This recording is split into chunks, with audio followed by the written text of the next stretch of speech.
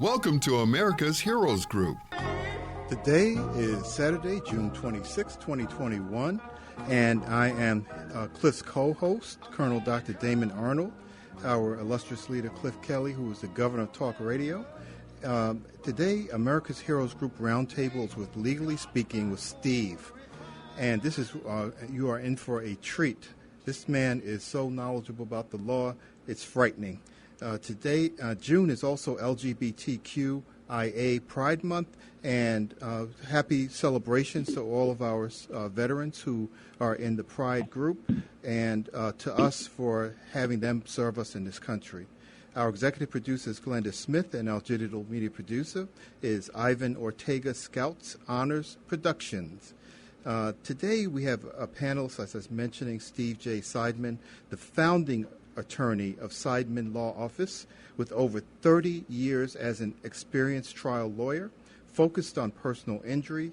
Steve is America's Heroes Group partner, sponsor, and advisory board member.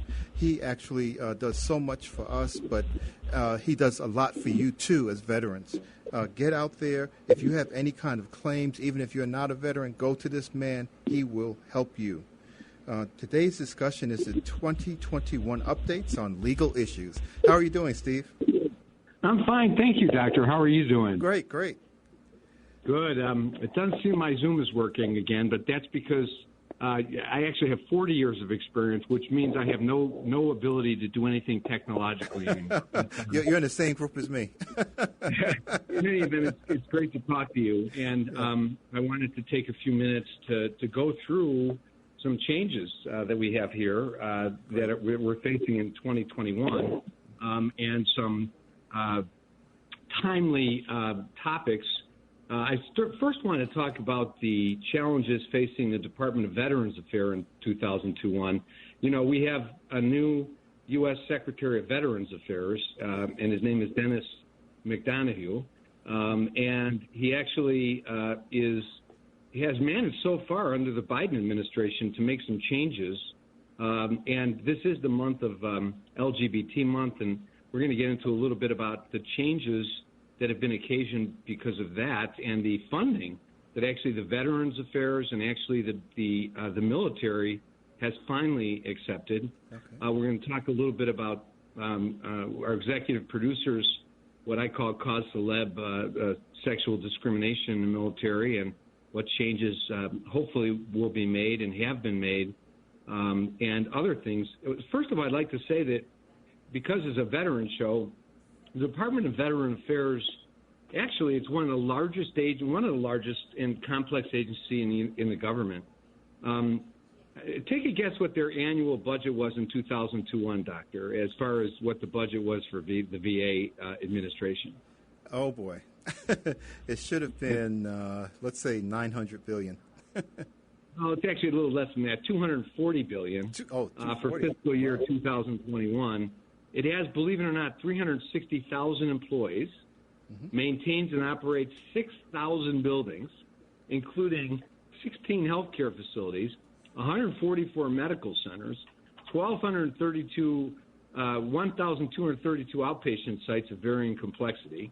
It has to administer health care to approximately 9 million veterans annually through the Veterans Health Administration. It also administers the GI Bill education program, a home loan program for veterans, as well as maintains 135 cemeteries where Americans could bury really the brave service members who sacrificed so much for the country. Wow. Rather. Dennis McDonough, I'll tell you, has made some really good changes. He's the only second non-veteran to take the helm of the VA since it became a cabinet-level department in 1988, and only the second person who Congress did not confirm unanimously for the post. So he really would think that he has his work cut out for him, but he seems to be up to the challenge already. It appears that the Congress has passed the increase in the budget, and even with regard to discretionary spending for the VA, they've apportioned $113 million just for discretionary spending for VA programs. And that's an increase of almost 8% currently, and about $176 million more than what President Joe Biden asked for in his budget proposal released.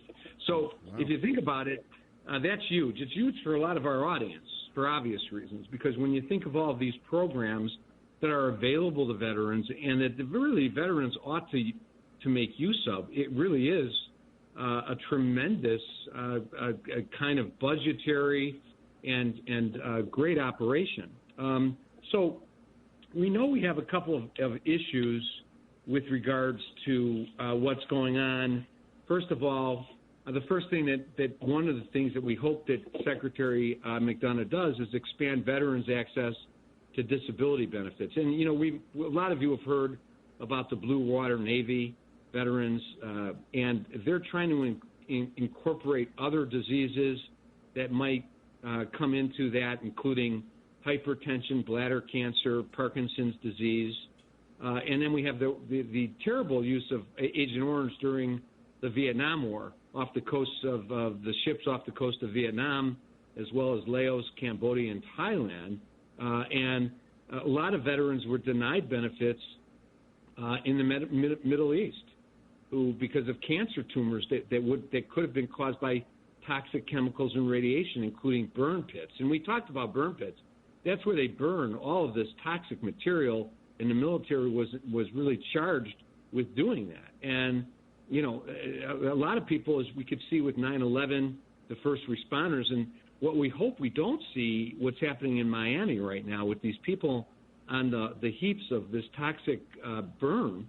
But this in the military was done almost every day by people. Yes. But, you know, people got radiation. They came in contact with all kinds of things in the burn pit. And you have to enroll yourself. 200,000 people are enrolled in the burn pit registry. So that has to be resolved and really expanded because of the cancers that can be caused by that.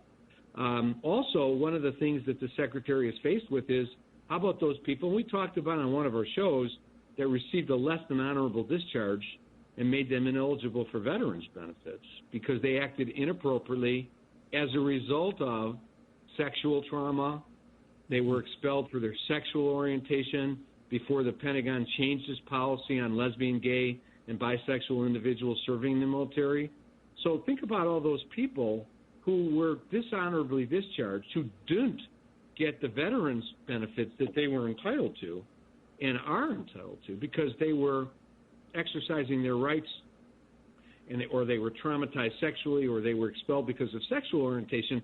Well, those people, it would seem, obviously, should be entitled to receive the VA benefits just like everybody else who's in the military. And I think, you know, this is timely because of our discussion right now, but that has to be worked on it. There's also, and we talked about this a little bit with regard to discrimination for these disability exams. Right, yes. But I did a little research on this. It turns out that there's a massive backlog of compensation and pensions exams which a veteran must receive in order to be granted disability benefits.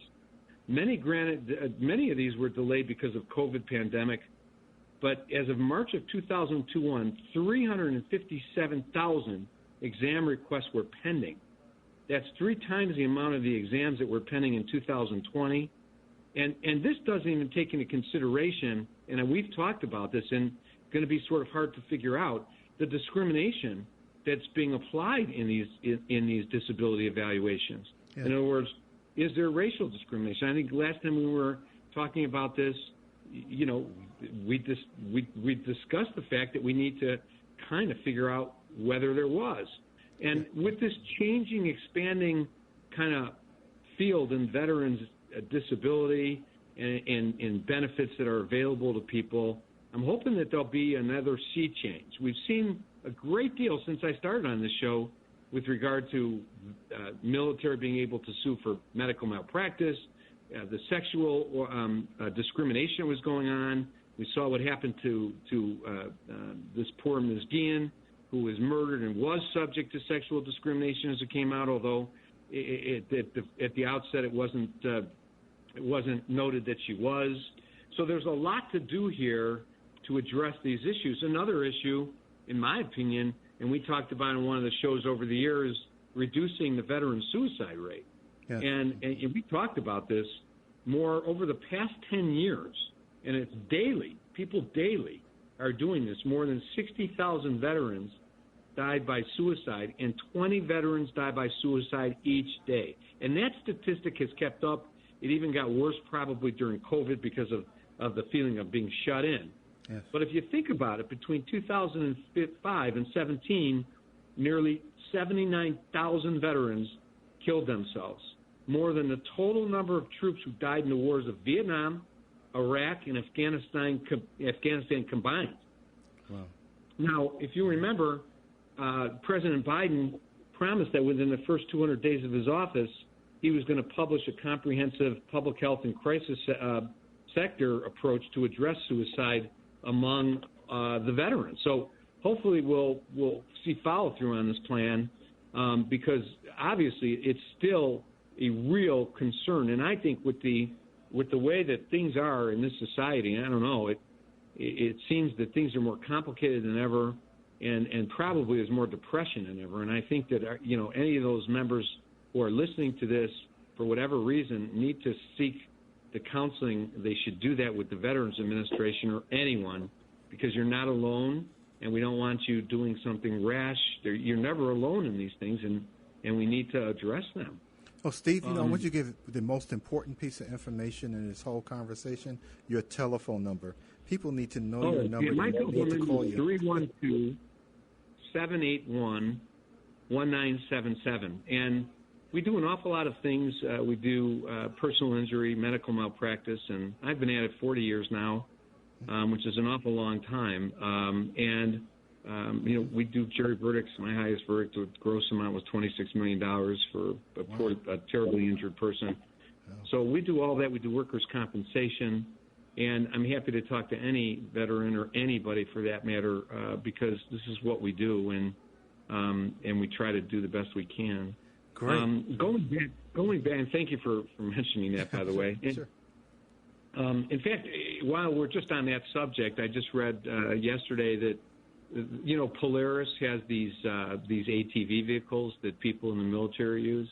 Oh, yes. And actually, they're used at West Point. They're used at all kinds of military. You probably used one yourself, Doctor, I would imagine. Probably. Yeah, and unfortunately, there was a cadet at West Point who there was alleged a faulty ATV seat made by the company, and when it tipped the seat, he alleges caused him to be paralyzed.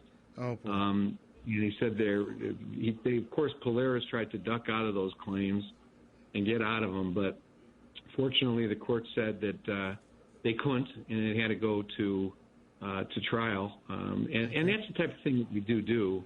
And another kind of interesting tidbit, we talked over the years about the 3M earplug cases. Right. And you had been exposed to those earplugs when you were in the military. Yes, yes. And what happened is the allegation was that they were negligent, that they didn't do their job. And in fact, the manufacturer of those earplugs that was bought out by 3M ended up paying a $9 million fine to the federal government for basically lying that they didn't work out. And that was called a whistleblower case. But now these lawsuits are going forward. There's been 3. They're kind of test cases. They're called Bellwether jury trials. 2 of them have come in the favor of the plaintiff, the people who are claiming it, the military people who are saying that the earplugs didn't work, and one of them has been against. And the way they pick the cases for trial, interesting, the plaintiff gets one, the 3M people get to choose one, and then there's a random third one. So 2 out of 3 is there. I don't know whether they're going to continue to be tried, but that's major litigation that's going on, and we have cases pending in there too.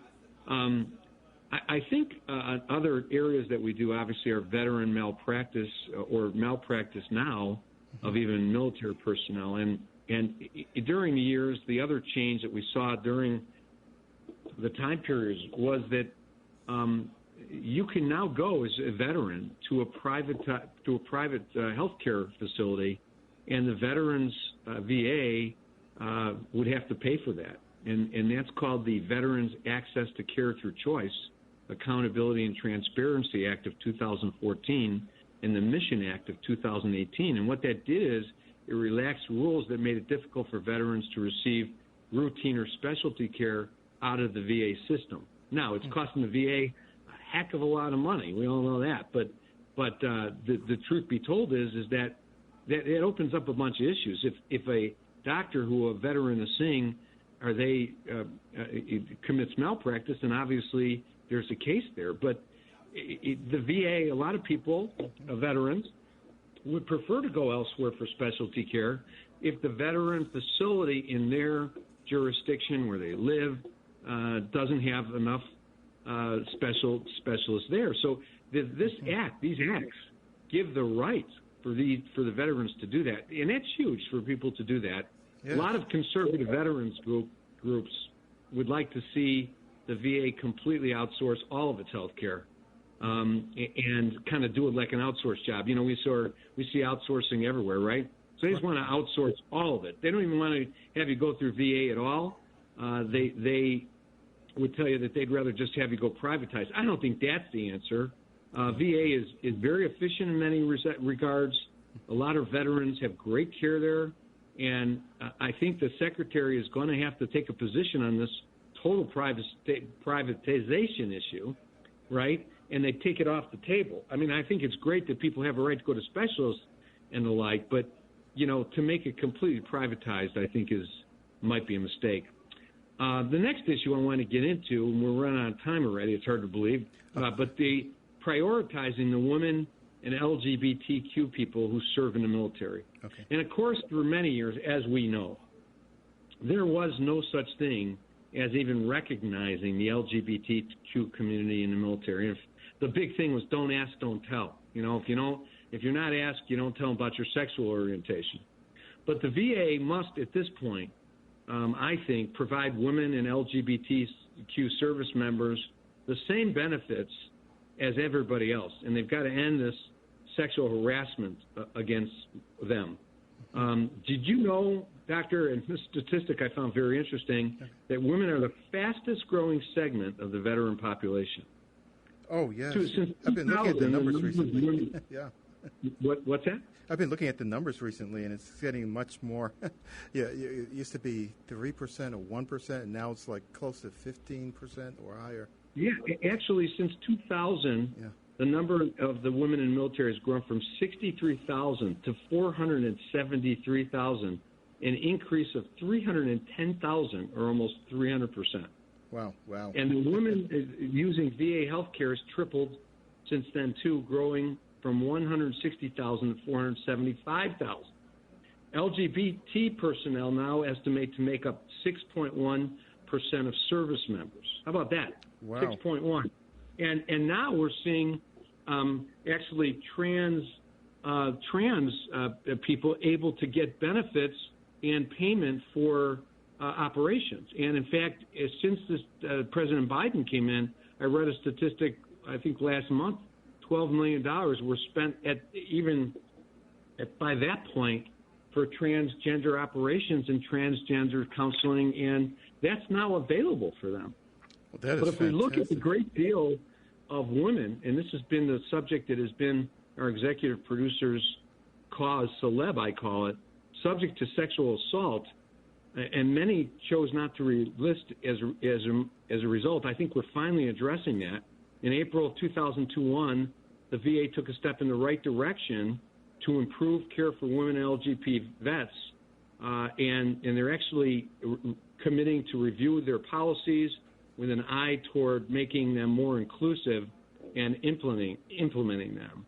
So the VA secretary is going to have to consider increasing benefits for veterans who've chosen not to re-enlist because they got out because of sexual harassment or even assault. I mean, they're going to have to do something to make sure that they're establishing new office for women's health. Oh. How about full-time gynecologists at every VA hospital? Right. Ending sexual harassment at women at VA facilities. And I'm sure, Doctor, you probably observed it, that this is what goes on, as it does with the LGBTQ community. Yes. So Steve, he's going to have to look into a lot of this stuff. Right now, someone pointed out in an article, the VA motto currently reads, to care for him who shall have borne the battle and for his widow and his orphan, that needs to change and say to care for anyone who has borne the battle. Anyone who's born the battle. I think we're almost out of time. Yes, we are. But, Steve, I want to give you a phone number again, 312-781-1977. And I'm actually going to give your office a call this week. I've been wanting to do this for a while, but so tied up with work. But you have to take time for yourself. So call Steve Seidman. I'm telling you, if you're out there and you're looking to make a claim, call him and set up an appointment, or follow the directives if they have there about what you should do. But you've been doing this for veterans for a long time. I just want to thank you for what you do for us. Thank you. As veterans. Thank you so much, Doctor. Okay. Thank you. Thank you, Steve. Take care of yourself. Thanks. Bye. Bye. And let's go on to the next segment. Stay with us. Stay with us. We are America's Heroes Group, proud and strong, standing here.